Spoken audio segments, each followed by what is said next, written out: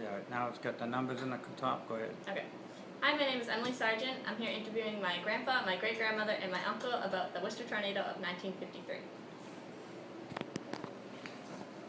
Okay, it's still good. Where were you when the Worcester tornado occurred? Alright, hello, I'm Emily's grandfather. I was 14 years old at the time of the tornado. I'm now 71 years old, and I lived in Needham, Massachusetts. Okay. I'm Emily's great-grandmother, and I was 22 years old. And I was working, and I was walking uptown to go for a physical. When I had to hold on to a lamppost so the wind wouldn't blow me over. Okay. I'm Emily's uncle. I was 14 at the time of the tornado, and I just got off from work at a farm, and the lady next door to where I lived said that if she was back in Omaha, Nebraska, she'd be looking for a tornado. That's the first I heard of it. Okay. What exactly do you remember about the day? The day was really sunny. I was outside playing with my friends, and all of a sudden we've seen the sky, all the debris in the sky coming down, and we were running around catching it with newspapers and shingles and paper and all different sorts of things. Yep. What was that What do you question? remember about the day? Well, what do I remember about the day? It was calm, it was nice. I went to work at 2:30. Okay. And like I say, I walked uptown. It was around 6 o'clock that I had a physical. And the wind was really strong then. Mm-hmm. What do you remember? It's a real hot day. No wind whatsoever just before it happened. It was absolutely calm, like what's happening now, I don't know. Were you aware about the tornado before it happened? No, there was no warning whatsoever. No, I wasn't aware of it.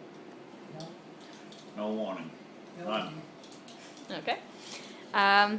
Did you see the tornado after it was done? First-hand experience? Did I see the tornado after it was done? I mean, did you see the destruction Yeah, of the tornado? Yeah, actually, I went up there with my parents and we drove around. Couldn't get in because a lot of roads were blocked, police were there, and a lot of crews, and they wouldn't allow you to go into certain areas, but you could see a lot of the devastation as we drove around, and you could see it just like it hit by a bomb.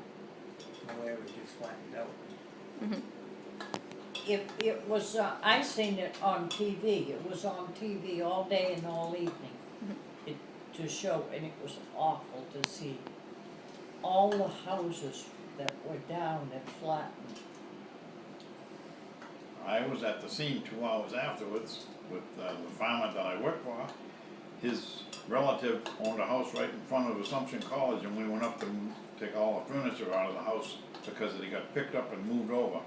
And it was just unbelievable. I'd never seen anything like it. Probably never want to see anything like it again. Yep. What were your feelings during and after the tornado? Actually, I didn't even realize it was a tornado, so I really didn't feel much of anything. I just was having fun with my friends. Yeah, it was You're just wondering what it was, right? just wondering what happened. Okay.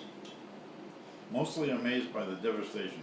I was really taken back by how much damage it did in such a short period of time. Okay. Can you provide details of exactly what you saw of the tornado itself, or if you didn't see the tornado, what were you doing exactly? Okay, I remember from the newspaper reports, probably after I had gotten older, I remember a lot of reports that come out after the tornado. And there was a friend of mine, he lived near the tornado, and his babysitter was at the house.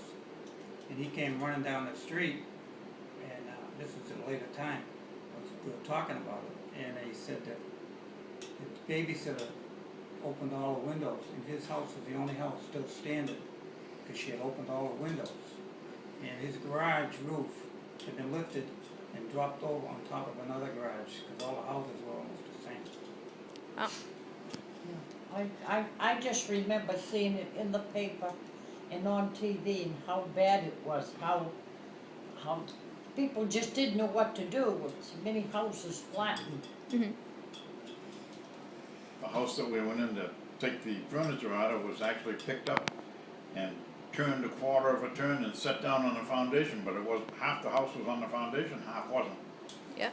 so, It's scary. unbelievable. Do you know any details about the tornado? Like what time did it start? How long did it go on for?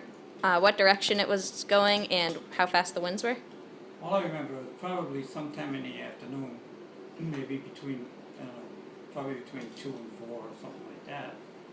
And after doing some research and listening to things, I think it was like a category 4 or 5 tornado, which is the worst.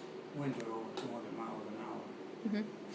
Yeah, I remembered it being between 3:30 and 4 o'clock. Okay. Because it went down through Fayetteville and Westboro. Yep.